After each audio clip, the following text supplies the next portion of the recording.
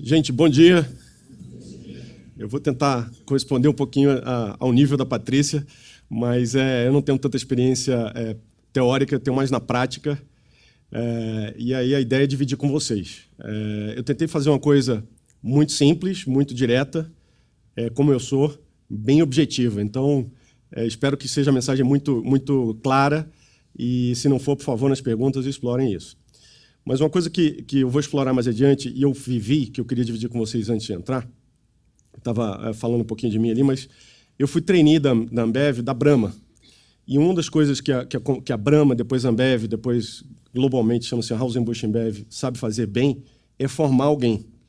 Mas por que sabe formar alguém? Porque em algum momento se começou um programa de trainee, que esse programa de trainee basicamente era o seguinte, era escolher muito boas pessoas, mas dá muito mais chance dessas pessoas aprenderem, e não na teoria, aprenderem na prática. Então era comum, ainda é, ter o rodízio de função. Porque uma coisa é você sentar numa sala, tem alguém falando. Vocês vão aprender 30%, 40%, o melhor, talvez, um pouco mais. Mas outra coisa é meter a mão na massa, e aí quando você mete a mão na massa, você fala assim, pô, mas e isso, o que eu faço? E eu falei assim, ferrou, deu errado. Né? Então você aprende de fato e aquele conhecimento vai para o resto da vida. Então, quando você faz esse tipo de rodízio, que é o que na prática faz a diferença, é o que gera o crescimento. Eu vou voltar nesse assunto, mas acho que é importante vocês fixarem. Então, eu estou falando aqui não porque eu ouvi, eu estou falando para vocês porque eu fiz, participei e ajudei muita gente a fazer isso. Então, é uma questão de valor, é uma questão de crença mesmo. Então, minha tarefa hoje é tentar dividir com vocês como é que a gente alavanca resultados através de pessoas. E aí a primeira pergunta vem aqui, é o seguinte, vocês acreditam que se aquela linha fosse desempenho, que todo mundo é igual? Dificilmente, né? Tem alguém aqui que acredita que todo mundo é exatamente igual? Eu morei 5 anos na China, que é um país comunista, nem lá eles acreditam. Tá? Isso foi na época de Mao Tse-tung, mas nem lá eles acreditam. Então não existe isso. Né? Então o que na vida a gente vê? É uma curva normal, né? Onde você tem gente na média, você tem gente que é melhor e tem gente que é pior. E quando eu falo gente, eu falo assim, numa escola, nossos filhos estudam, num time de futebol, no trabalho, em tudo. Então, partindo do princípio que as pessoas têm desempenho diferente, por motivos diferentes, né? Às vezes estão na função errada, às vezes não estão preparadas, às vezes não estão gostando e estão refletindo isso de alguma forma. Esse é o princípio, que pessoas diferentes vão ter perfis diferentes, vão ter desempenhos diferentes. Então, alguém quer aqui o funcionário bom? Todo mundo quer. Alguém quer a média? Até podia aceitar. Alguém quer um ruim aqui? Absolutamente. Né? Você quer que sua empresa cresça. E, para isso, você tem que ter o bom e o melhor. E o que você faz? Como é que você faz para tirar esse cara que está no desempenho inferior para a média ou até para melhorar a performance?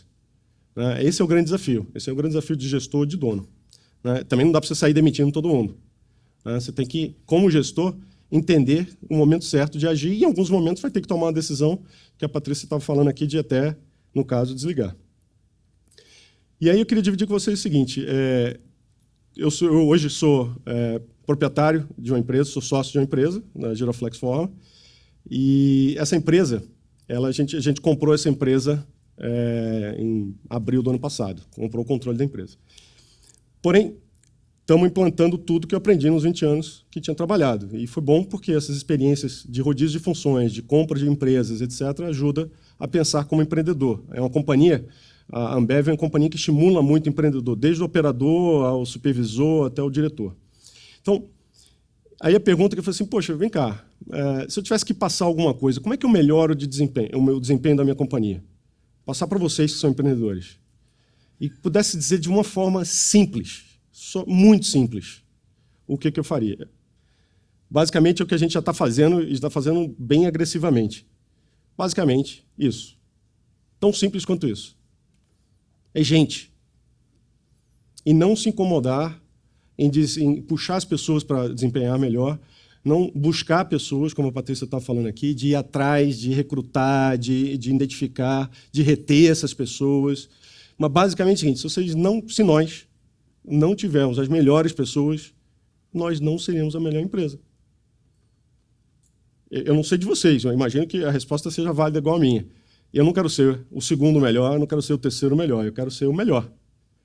Né? Tem que ter um sonho grande, tem que buscar, mas se eu não tiver pelo menos as melhores pessoas trabalhando comigo, simplesmente eu sei que eu já não vou, de cara eu não vou ser a melhor empresa. De cara eu vou ter outras dificuldades que talvez meus concorrentes não tenham. Isso requer tempo. E não é fácil, como a Patrícia está falando. Então esse é o único, se eu tivesse que transmitir um segredo, eu diria esse. E aí, vamos pensar o seguinte, você já foi lá, já buscou, já identificou pessoas, buscou, trouxe, você tem gente que você acha que são boas ou muito boas. Mas, no final, se você não tirar da zona de conforto, elas vão entregar alguma coisa ou elas vão entregar muita coisa. Como bom empreendedor, a gente quer que entreguem muitas coisas. Então, muita gente tem um conceito que estresse é ruim. Eu estou estressado. Essa palavra é usada de uma forma pejorativa. Na realidade, não. Eu acredito que o estresse ele tem um ponto que ele é um estresse produtivo. Quando tem um estresse acima do normal, que aí ele ganha a terminologia do pejorativo e a gente começa a confundir as coisas. Então, eu acredito o seguinte, que o estresse junto com performance, eles podem ter uma combinação explosiva, né? Até um certo ponto. Eu acredito o seguinte, que toda vez que você aumenta o estresse, você aumenta a performance. Né? Então, é mais ou menos o seguinte, tem que entregar alguma coisa, o funcionário ainda está atrasado, e você chega lá dentro e fala, vamos, meu filho, vamos, anda. Não sai? Você está, de certa forma, aumentando o estresse ali. Né? Tem diversas formas. Então, ele é um estresse que vai gerar resultado. O estresse é importante, ele pode vir de várias formas, pode vir de formas operacionais, pode vir através de metas, pode vir através de ferramentas, mas ele vai aumentar, com certeza, a performance. E ali tem um ponto vermelho que chama-se o ponto de pânico. Né? Então, o ponto de pânico é o seguinte, dependendo de quão preparado tiver essa pessoa, ela vai entregar mais, ou ela vai entregar menos. Imagina que você tem uma pessoa que acabou de entrar na companhia e você manda tomar uma decisão. Ela vai ficar no ponto de pânico rapidinho. Por quê? Porque ela não sabe de nada. Ela não sabe se ela está tomando a decisão certa, ela não sabe quem é influenciado, qual o impacto daquilo ali, né? Se ela vai ser demitida ou não por estar tomando aquela decisão sem falar com o dono. Então, o ponto de pânico é baixo e o estresse dela é baixo ou muito alto de forma repentina, com uma performance muito baixa. Aquele ponto está lá no início da curva. Você pega uma pessoa que já trabalha com vocês, conosco há muito tempo, ele vai se deslocando ali.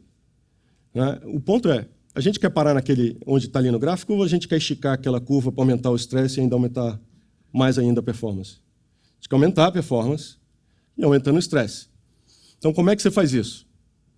Você faz isso através de treinamento técnico. Então, você pode colocar as pessoas na sala de aula e começar o treinamento. Você faz isso através de treinamento prático. Então, eu te ensinei, vamos aqui, faz aqui para mim um negócio. E você pode fazer através de uma coisa que também é prática, mas é um passo acima, que é o rodízio de funções. Ou seja, você trabalhava agora na produção. Vendas reclamava muito da qualidade do seu produto. Vamos fazer o seguinte, você vai agora trabalhar 3 anos em vendas. Daqui a 3 anos você vai voltar para a produção, porque eu tenho certeza que quando você entender quais são os impactos do seu trabalho, você vai ajudar o cara de vendas a vender mais. Né? E ele faz a mesma coisa, pega o cara de produção, coloca o cara para comprar, que é uma reclamação, o comprador sempre compra errado. Faz esse rodízio e aquele ponto de pânico ele vai te deslocar um pouco mais. Por quê? Porque ele já entende o contexto da companhia e aí ele consegue tomar decisões de forma mais assertiva. Então, o segredo é gente boa, gente preparada, rodízio de funções, treinamento, para que a gente desloque, aumente o estresse para aumentar a performance. Certo? É muito simples, na realidade, no slide. Na prática, a gente requer um pouco mais de planejamento. Então, esse aqui eu tirei de um caso de liderança de Wharton, que a Patrícia mencionou, uma escola de negócios, que ela basicamente diz o seguinte, se você pegar um cara que tem um profissional que tem bastante experiência e colocar numa situação que ele não tem que decidir muita coisa, o que vai acontecer? Ele vai entregar muito pouco, porque não tem pressão, ele não tem estresse, ele está ali tranquilo. Então, naquela curva de pânico, ele está lá embaixo, ele não está naquele ponto, ele está mais para baixo. Do outro lado, se você pegar uma pessoa que acabou de entrar, como eu dei o exemplo agora, e colocar na muita pressão, ele vai chegar num ponto de pânico, ele também não vai ter uma performance. Qual o segredo? De uma forma gráfica aqui, ilustrada, o que eu falei antes. você começar a fazer o rodízio de uma maneira que você tenha a base, que tem uma experiência muito forte, com muito estresse, e ele tem uma performance alta. De novo, isso vale para a operação, vale para a supervisão, vale para o caixa, que chegam 15 pessoas, o cara não sabe o que fazer, vale para 100% das funções de uma companhia. Certo? E aí, vou começar a dividir um pouquinho o que é um pouco de crença. Então, para chegar a resultado sustentável, ou seja, através de gente, quais seriam as fases que imagina qualquer negócio, uma padaria, um bar, qualquer negócio deveria ter? Então, são alguns tijolos para chegar lá no topo. Então, tem que investir em gente, você tem que ter as melhores pessoas, ou seja, desempenho ou bom ou muito bom.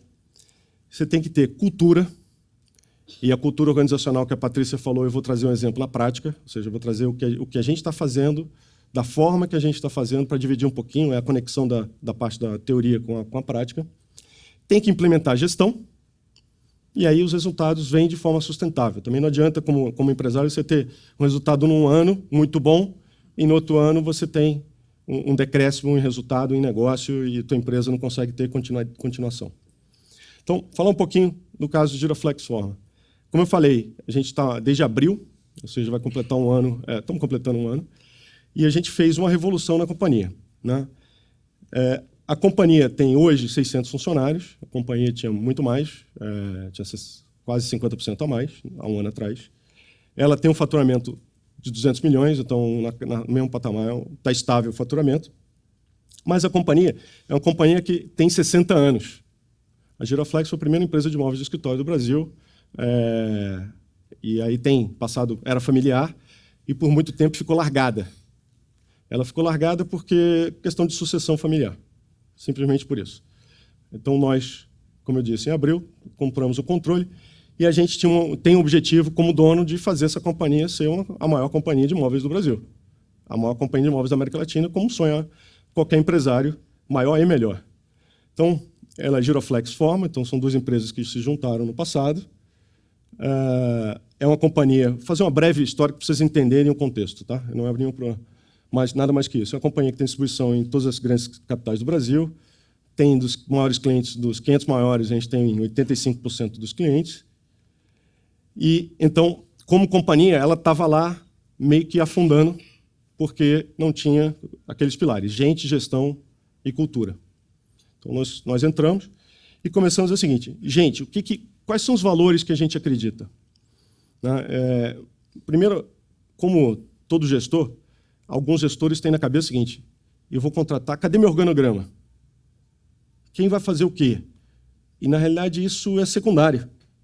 Porque se você está falando que seu único diferencial competitivo é ter as melhores pessoas, você se preocupa primeiro com o burocrático para depois ver quem que você vai colocar na caixa, está errado. Então, primeiro a gente identifica quem. Então, muitas vezes estamos entrevistando, eu entrevisto muita gente. Por que você está me entrevistando? Eu falei, não sei. Como você não sabe? Eu falei assim, não, se você for muito bom, posso te colocar em industrial, posso colocar em vendas. Estou procurando gente boa. Se você for uma pessoa que é realmente imperdível, eu vou arrumar um espaço para você. É lógico que sai alguém, mas eu vou arrumar um espaço para você, que é parte do negócio. Né? A gente promoveu muita gente internamente, mas contratou muito mais de fora. Então, olha o tamanho da revolução em gente. Em um ano, a gente tem 90% dos gerentes novos, tem 80% dos coordenadores novos, trocou 20% da operação numa empresa que tem hoje 600 funcionários. Ou seja, não é uma mudança pequena, mas é uma mudança que precisa ser feita.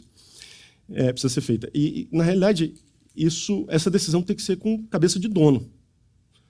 Se for um gestor não faz isso. Se for um gestor com um técnico, não vai fazer isso. Tem que ser o dono, tem que ser nós, empreendedores, a tomarmos uma decisão dizer o seguinte, olha, a decisão é dura, mas se eu estou buscando ser a melhor empresa, eu não posso ter simplesmente uma pessoa medíocre. Eu tenho que ter umas melhores pessoas do setor. Se eu estou procurando um caixa, eu quero ter o melhor caixa, um cara mais educado, mais atencioso, sabe, mais rápido, que não me dê trabalho, que não feche o caixa, não me dê diferença. É isso que eu estou procurando. Se eu não tenho essa pessoa, mas eu contrato alguém que tem um potencial, ótimo. Mas não pode durar 3 meses, 4 meses, 5 meses tendo problema com essa pessoa. Então, é isso que a gente foi fazendo aos poucos. Então, a mudança aconteceu. Na área de gente, eu estou fazendo muito resumida, mas é um processo duro com as pessoas. Você tem que, às vezes, falar com uma pessoa que tem 10, 15 anos e falar, e agora? Tem que dar chance, porque os outros têm que entender que essa pessoa teve chance. Então, não é só uma decisão de cortar, é uma decisão que demora, requer planejamento. É difícil contratar, como a Patrícia mencionou aqui, né? Mas é uma decisão dura. E aí eu vou entrar um pouquinho mais na parte de cultura. Então, na cultura, a gente lançou os princípios. E aí, para a sua pergunta, não foi princípio top-down, que foi escrito e foi implantado. A gente pegou 4 ou 5 empresas de reconhecida performance, trouxe os princípios, que estão no site, né, então é fácil de pegar, trouxe os princípios, entrevistou os diretores após a estruturação, os diretores que estavam totalmente alinhados com a cultura, e não todo mundo, entrevistou e aí a gente fez os princípios da companhia. Não é, de novo, não é democrático, não é um processo que todos se envolveram e etc., e alguém discorda, mas no momento que a gente cravou esse selo, os princípios passaram a ser os princípios que norteiam 100% das pessoas da companhia e são inegociáveis. Então, o que a gente fez foi o seguinte, a gente passou um risco no chão.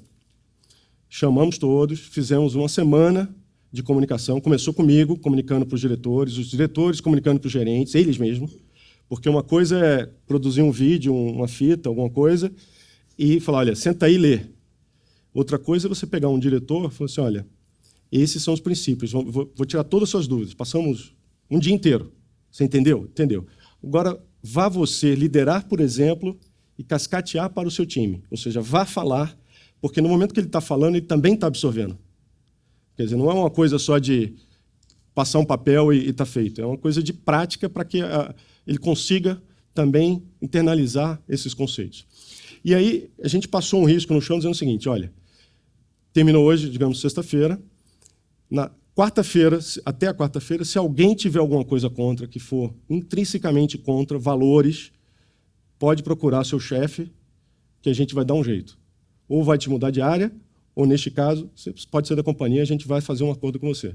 Mas quem ficar aqui a partir da quarta-feira, nós estamos entendendo que entenderam os princípios, compraram os princípios e vão fazer o melhor esforço para internalizar os princípios. Para quê? Para não acontecer o que a Patrícia mencionou aqui. Você tem a maçã podre contaminando o resto. Então, feito isso, a gente ainda está nesse processo. Esse processo de comunicação vai demorar 3 anos. Tem que colocar princípios, tem que colocar as ferramentas, tem que colocar uma série de... valorizar os heróis, valorizar os símbolos da cultura. E isso demora 3, 4 anos, não é de uma hora para outra. Então, eu vou, de uma forma muito resumida, esse é um material que a gente fez só para vocês, mas é bem simples a cultura, e a gente não quis fazer cultura, assim, missão, visão e aí a cultura. A gente fez 10 princípios, missão e visão estão embutidos ali, o nosso sonho, está tudo numa coisa muito simples, que você entregar para um operador, ele vai saber o que a gente está falando. Então, queremos ser a maior e melhor empresa de imóveis da América Latina, medidas muito simples, valor de faturamento e a margem, só isso. É simples, para poder ser fácil de comunicar. Que as empresas, às vezes, fazem um negócio de 2 parágrafos e que ninguém entende, só entende e fica na parede. Né? A gente quer ser diferencial de qualidade, já somos, mas queremos manter, né, na qualidade do produto e serviços. E uma coisa que a gente quer ser primeiro sempre. É uma coisa assim, o segundo é o segundo, não adianta, ninguém vai lembrar do segundo, a maior parte das vezes. E a gente quer ter essa ambição de ser os primeiros, e desde seja do primeiro operador que está numa máquina, aquela máquina tem que ser o melhor naquela máquina. O supervisor que controla uma área tem que ser a melhor área naquela área. A gente está nesse processo de embutir nas pessoas esse conceito. É um processo, como eu disse, demora alguns anos.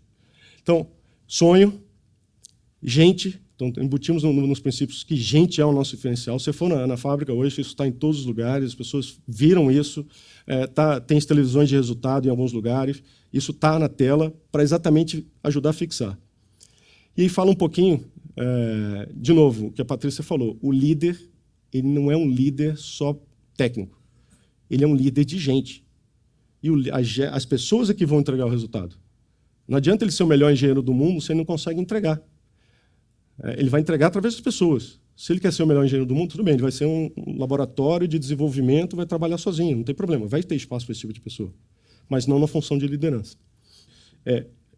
gente, liderança, meritocracia, ou seja, vai ter bônus, vai ter uma PLR maior do que é exigido pelo sindicato, vai, mas a gente também tem que ganhar mais.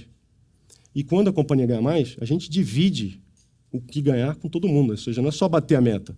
Se a meta for atingida acima, todo mundo ganha. Então, é uma forma de ter uma participação onde todos os funcionários têm esse espírito de dono, que tem a ver com meritocracia, ou seja, queremos pagar bônus, ninguém quer economizar bônus, ninguém quer economizar PLR, quer que todos ganhem, mas a companhia tem que mudar de patamar. Transparência e formalidade, então trabalhamos de forma simples, mas lá é um salão onde não tem parede, não tem divisória, não tem absolutamente nada. Falam com o diretor, com o presidente a qualquer hora. Resultado, ou seja, estamos aqui para resultado. Não adianta, sem resultado a companhia não consegue investir, né? E, através do resultado, é o futuro da companhia, é o futuro da pessoa. Então, a pessoa cresce junto com a companhia. Custos. Gente, eu estou falando nossa cartilha, mas eu tenho certeza que se eu fizesse uma padaria, eu ia usar tudo isso aqui. Se eu tivesse uma padaria, eu tivesse um bar, eu com certeza ia usar. Custos. Na realidade, a gente imagina o seguinte, a gente quer ser a empresa que tem o menor custo possível. Por quê? Porque a gente pega esse dinheiro e joga no investimento em crescimento de receita. Esse é um custo saudável, é saudável ter custo baixo. Né? Falar um pouquinho de ética. No nosso segmento, ética, a maioria das empresas não tem. Nós somos uma empresa que prezamos pela ética, interna e externamente, e queremos atender os clientes da melhor forma possível. Então, são os princípios que a gente está falando de cultura. Então, você tem as melhores pessoas, você foi lá, constituiu cultura, essa cultura foi bem estruturada, é inegociável, foi bem comunicada, vai se consolidar ao longo do tempo, não é de uma hora para outra. Né? E aí você começa a colocar ferramentas de gestão. Porque se você não tiver a base com gente boa, você vai treinar quem? Você vai fazer uma gestão de quê? Não vai vir nada. Né? Se você tiver gente boa, mas não tiver a direção, cada um vai replicar o modelo que está acostumado, que é certamente diferente do outro. Então, a gestão serve para dar a mesma direção. Ou seja, quais são as metas, quais são os KPIs, quais são os itens que nós estamos seguindo de forma conjunta. E aí, um pouco da perspectiva, já surtindo o resultado, nossa empresa era muito focada em serviço público, vender público. Então, os vendedores eram acostumados simplesmente a ir tirar pedido. Eles não eram vendedores. A maioria chegava e falou assim, olha, como é que está aí, tal, cadê o edital, me dá, eu vou sair, vou te entregar. Vou participar da licitação, vou te entregar. E a gente chegou lá e falou assim, cara, vem cá, num ano que o governo não está comprando, o que você vai fazer? E aí ficou naquele muro de lamentações. Eu falei assim, mas o governo não está comprando. Eu falei assim, mas o governo não está comprando. E aí? Corra atrás. Então, foi através dessa oxigenação de algumas pessoas de vendas que a gente saiu para procurar iniciativa privada. Foi por isso que existe essa inflexão para a iniciativa privada. De novo, gente com cabeça diferente, com foco, pensando de forma diferente. A gente aumentou o número de regionais. Então, era uma regional, 2 regionais para o Brasil inteiro, hoje são 6 regionais. Com isso, você consegue ter investimento, consegue ter foco. Tem investimento em sistemas. A gente está implantando um mega no sistema, porque você tem métrica, você tem acompanhamento, você tem ferramenta de gestão. Né? Então, em marketing, a gente criou a gerência de produto, criou time de suporte, de promotoras, revisou todo o portfólio, lançou a loja nova, repadronizou todas as fachadas, etc. Por quê? Faz parte. Se você tivesse a pessoa errada, ela ia repetir o modelo que na cabeça dela estava errado. Então, você ia investir, ia virar água. Esse era o conceito. Então, inauguramos uma loja nova, lançamos a nova marca. A marca tinha 60 anos, a marca anterior. Né? E aí, quando você começa a olhar resultado, imagina o seguinte, a linha azul é a linha de custos. As outras 2 linhas são de receita e margem. Desculpa, de margem e de lucro. O resultado vem. De novo, passou um mau momento, a gente chegou no momento, subiu, piorou. Né? E fica aquela sensação, assim, poxa, estamos fazendo a coisa certa ou não? Sabia que no longo prazo estavam fazendo a coisa certa. Então, tem que ter um pouco de estômago, tem que ter um pouco de planejamento, muito bom planejamento, para ter certeza que você está indo no caminho certo. Porque, senão, a tendência é você voltar e falar assim, olha, fizemos uma coisa errada. Quando, na essência, todos sabiam que estavam fazendo a coisa certa. Então, De novo, resultado sustentável, no meu ver, na nossa empresa, ele só vem através esses três tijolos que a gente costuma falar, né? Você tem que colocar um em cima do outro, porque depois ele vem sustentável. Senão você pode ter resultado que vai cair daqui a 1 ano, vai cair daqui a 2 anos, e a gestão com gente boa, com cultura definida, que vai fazer a diferença. Queria dividir uma coisa com vocês, o seguinte, uma página para deixar um gabarito, né? Se eu pudesse dar uma recomendação numa página, por isso que está apertadinho, que seria? Né? Seria, a Patrícia já falou aqui, né? Não adianta, inovação pode ser copiada, o prédio pode ser copiado, o capital pode se conseguir, a única coisa que você não vai conseguir copiar é gente. Se você tiver as melhores pessoas e o seu concorrente não tiver, eu te garanto que você vai ter uma empresa com resultados melhores e mais consistentes que o seu vizinho. Tenho certeza. Né? Invista tempo em recrutar, treinar, selecionar, etc., como dono. Você tem que ter tempo para recrutar as melhores pessoas. É lógico que se você tem 100 pessoas na sua organização, você não vai conseguir toda hora recrutar. Mas se você tem 100 tem um turnover de 10, você tem 10 pessoas para contratar por ano. 10 pessoas você consegue contratar, entrevistar. 10 pessoas você consegue perguntar a um amigo, falar assim, poxa, vem cá, você conhece algum supervisor, algum gerente bom, etc. Você consegue fazer isso. Então, esse tipo de coisa é indelegável. É indelegável. Lógico, se você tiver 10 mil funcionários, esse tipo de coisa você tem que ter pessoas dividindo a cultura para que você consiga delegar. Mas não é o caso aqui. No caso das nossas empresas, tem que ter tempo para entrevistar. E não delegue. Teve uma pergunta aqui para a Patrícia, dizendo o seguinte, como é que você garante que as pessoas que você está contratando estão aderentes à cultura? Eu complementaria a resposta dela no seguinte sentido. Primeiro, criar etapas. Então, se eu tenho uma entrevista e é o cara de departamento de pessoal que está entrevistando, já começa errado. Eu colocaria, no mínimo, 3 ou 4 entrevistas, sendo a última conosco, com vocês mesmos. E antes dessa pessoa entrar, eu passaria uma boa 1 hora mostrando a empresa para essa pessoa. Por quê? Porque não é só a empresa que quer contratar a pessoa certa, mas o funcionário que está saindo de outra, às vezes está saindo 3, 4, 5 anos de outra empresa, ele também não quer errar. Então, existe incerteza dos dois lados. E quando você faz esse tipo de coisa, você reduz a incerteza. O que eu quero dizer? Eu quero dizer que, se você passa etapas e o funcionário vai conhecendo 3, 4 pessoas, a referência é maior. Quando ele passa 1 hora, ele conhece a companhia inteira, interage com outras pessoas, se puder, ele também reduz o risco. Então, ele já vem de peito aberto. E eu te confesso que, algumas vezes, a gente fez esse tipo de coisa, que na 4ª entrevista, o quarto falou assim, poxa, eu vi um ponto que ninguém tinha visto. A gente repensou e não contratou. Ou, às vezes, o próprio funcionário falou assim, olha, eu vi teu processo, eu vi isso aqui, mas não sei se eu quero, não. Eu acho que não quero. Não tem problema. Melhor você nem vir, porque nem a gente perde tempo, nem você perde tempo. Então, acho que o processo seletivo, liderado pelo dono, onde o funcionário conhece, o novo funcionário conhece a empresa muito bem antes de entrar, ele reduz a distância, reduz o gap, e fica muito mais fácil você contratar a pessoa certa. Dessas pessoas que a gente contratou, a gente só perdeu uma. Nós contratamos 45 ano passado no mercado, e só perdemos um. Então, assim, é um índice de retenção muito alto, porque a gente demora. Então, outra coisa que, assim, para recrutar gente, não pode ter pressa. Senão, vai fazer besteira. Vai fazer besteira. Tem que... Está ruim? Bom, se está ruim há um tempo, espera mais 2 semanas, mais 3 semanas, mas tenha certeza que você está trazendo a pessoa certa. Né? Uma coisa que eu acho que é importante, em algum momento, nossas empresas vão crescer. E aí, se a gente contratar só gente boa, ela vai crescer mais rápido. Mas, em algum momento, a gente vai precisar de pessoas que tenham um perfil de dono, que tenham um perfil de dono, mais especificamente como sócio. Alguém que você olha e fala assim, esse cara tem um espírito empreendedor, esse cara tem a ambição que eu tenho, esse cara tem a dedicação, trabalho duro, não chega cedo, sai tarde. Esse somatório de coisas, esse pode ser um potencial sócio. Dê um quinhão para ele. Dê 3%, 5% da empresa, porque eu garanto que não só essa iniciativa, mas mais iniciativas em termos de, chamamos de participação no resultado, participação na propriedade da empresa, vai fazer que vocês tenham um crescimento de longo prazo. Tá? Então, eu não faria só pagar um bônus, uma PLR, eu faria algo mais.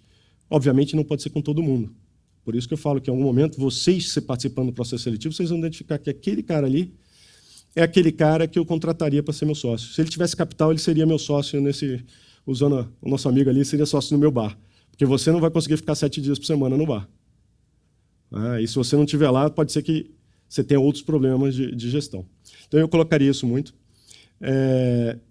Um pouco mais nesse sentido também, mas o oposto. A gente tende, como negócio, quando a gente vai crescendo, aquela pessoa que servia lá atrás, 3, 4, 5 anos depois, ela não se atualizou, ela não consegue se atualizar. Ela não conseguiu se atualizar. Não tem a mesma performance. O mundo mudou. E às vezes você tem uma pessoa que está contigo 20 anos e o que você vai fazer? O que você vai fazer? É duro, mas o que você vai fazer? Eu acho que tem que dar feedback, etc. e tal, mas se aquela pessoa estiver naquela curva de desempenho para trás, você tem que tomar alguma ação. Porque senão os que estão na média para cima vão olhar e falar assim, poxa, mas eu trabalho que nem um louco aqui e aquele cara ali não está aí só porque ele é amigo do patrão. Isso não pode acontecer. Então, essa mediocridade não pode permitir que exista na empresa de vocês, porque se ela existir, ela vai contaminar o todo. E é uma decisão difícil. Eu te confesso que não é uma decisão fácil, mas tem que ser de forma limpa e coerente. Bom, basicamente é isso. A última frase, para mim, é a mais relevante. Suba constantemente a barra da exigência do nível de pessoas. Sempre. Sempre. Daqui a 10 anos o mundo vai ser diferente do que é hoje. Daqui a 20 anos, isso a gente tem certeza. Se a gente não subir essa barra, de repente, muitas empresas que nós já vimos, elas somem do mapa. Elas não somem à toa. Elas somem porque aquele iceberg que a gente viu aqui, a parte de baixo, de repente, consumiu a parte de cima. O não visto consumiu a parte vista. E essa, para mim, é a grande recomendação. Subam sempre a barra de gente e de resultado. Chegou na margem 10, ótimo. Como é que eu faço para ter 15? E aí as pessoas, mas mal chegou a 10. Não, chegou a 10, vamos tomar um shopping, comemorar e tal. Vamos para 15, o nosso concorrente tem quanto? E começa. Depois que bater teu concorrente, quem que é melhor que eu num segmento similar? Vamos brigar. Essa luta incansável, ela não pode deixar de existir. Porque na hora que ela deixar de existir, seu concorrente vai ser o primeiro e você vai ser o segundo.